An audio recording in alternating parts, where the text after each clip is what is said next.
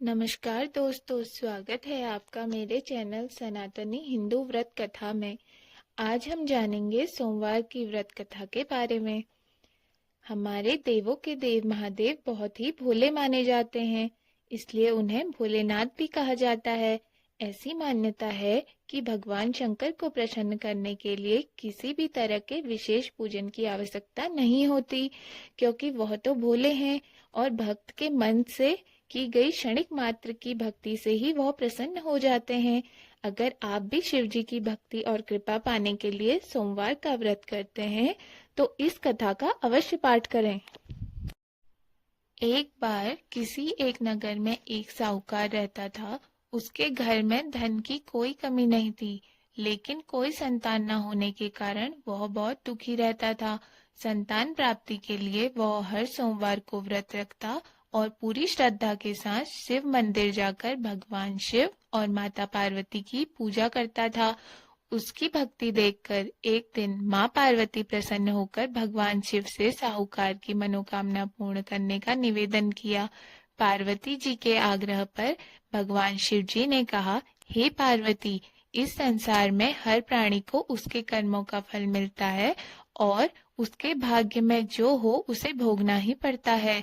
लेकिन पार्वती जी ने साहूकार की भक्ति देखकर उसकी मनोकामना पूर्ण करने की इच्छा व्यक्त की।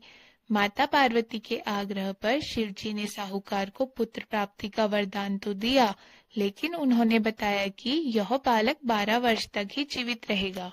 माता पार्वती और भगवान शिव की बातचीत को साहूकार सुन रहा था, इसलिए उसे ना तो इस बात की खुशी थी और ना ही दुख।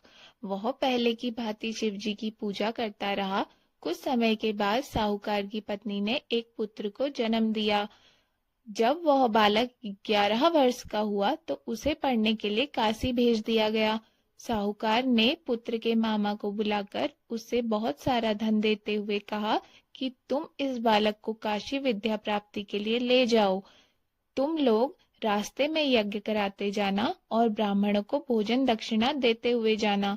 दोनों मामा भांजे इसी तरह यज्ञ कराते और ब्राह्मणों को दान दक्षिणा देते हुए काशी नगर के लिए निकल पड़े। इस दौरान रास्ते में एक नगर पड़ा, जहां नगर के राजा की कन्या का विवाह था।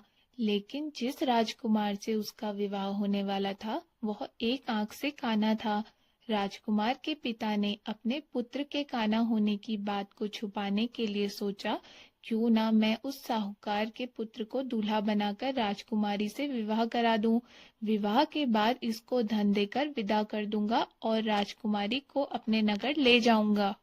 लड़के को दूल्हे के वस्त्र पहनाकर राजकुमारी से विवाह करा दिया गया। साहूकार का पुत्र ईमानदार था, उसे यह बात सही नहीं लगी, इसलिए उसने अवसर पाकर राजकुमारी के दुपट्टे पर लिखा कि तुम्हारा विवाह तो मेरे साथ हुआ है, लेकिन जिस राजकुमार संग तुम्हें भेजा जाएगा वह एक आंख से काना है। मैं तो काशी पढ़ने जा रहा हूँ। जब राजकुमारी ने चुन्नी पर लिखी बात पढ़ी तो उसने अपने माता पिता को यह बात बताई। राजा ने अपनी पुत्री को विदा नहीं किया, फिर बारात वापस चली गई। दूसरी ओर साहूकार का लड़का और उसका मामा काशी पहुंचे और वहां जाकर उन्होंने यज्ञ किया। जिस दिन लड़का 12 साल का हुआ उस दिन भी यज्ञ का आयोजन था। लड़के ने अपने मामा से कहा कि मेरी तबीयत कुछ ठीक नहीं है। मामा ने कहा, तुम अंदर जाकर आराम कर लो। शिवजी के वरदान अनुसार कुछ ही देर में उस बालक के प्राण निकल गए। मृत भांजे को देख उसके मामा ने विलाप करना शुरू कर दिया। संयोगवश उसी समय शिवजी और माता पार्वती उधर से जा रहे थे। पार्वती माता ने भोलेनाथ से कहा, स्वामी, मुझे इसके रोने के स्वर सहन नहीं हो रहे, आप इस व्यक्ति के कष्ट को अवश्य दूर करें। जब शिवजी मृत बालक के समीप गए तो वह बोले कि यह उसी साहूकार का पुत्र है जिसे मैंने 12 वर्ष की आयु का वरदान दिया था। अब इसकी आयु पूरी हो चुकी है। लेकिन मातृ भाव से विभोर माता पार्वती ने कहा कि हे महादेव, आप इस बालक को और आयु देने का कृपा करें, अन्यथा इसके वियोग में इसके माता पिता भी तड़प तड़प कर मर जाएंगे। माता पार्वती के पुनः आग्रह पर भगवान शिव ने उस लड़के को जीवित होने का वरदान दिया।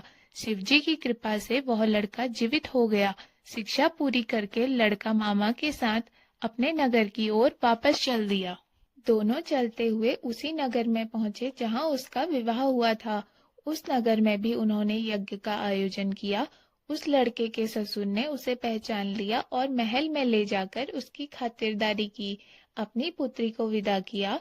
इधर साहूकार और उसकी पत्नी भूखे प्यासे रहकर बेटे की प्रतीक्षा कर रहे थे। उन्होंने प्रण कर रखा था कि यदि उन्हें अपने बेटे की मृत्यु का समाचार मिला तो वह प्राण त्याग देंगे, परंतु अपने बेटे के जीवित होने का समाचार पाकर वह बेहद प्रसन्न हुए। उसी रात भगवान शिव ने साहूकार के स्वप्न में आकर कहा, हे श्रेष्ठी, मैंने तेरे सोमवार के व्रत करने और व्रत कथा सुनने से प्रसन्न होकर तेरे पुत्र को लंबी आयु प्रदान की है। इसी प्रकार जो कोई सोमवार का व्रत करता है या कथा सुनता और पढ़ता है, उसके सभी दुख दूर होते हैं और सभी मनोकामनाएं पूर्ण होती हैं। आप सभी पर भोलेनाथ की कृपा बनी रहे। व्रत से संबंधित वीडियो देखने के लिए चैनल को सब्सक्राइब जरूर करें। धन्यवाद।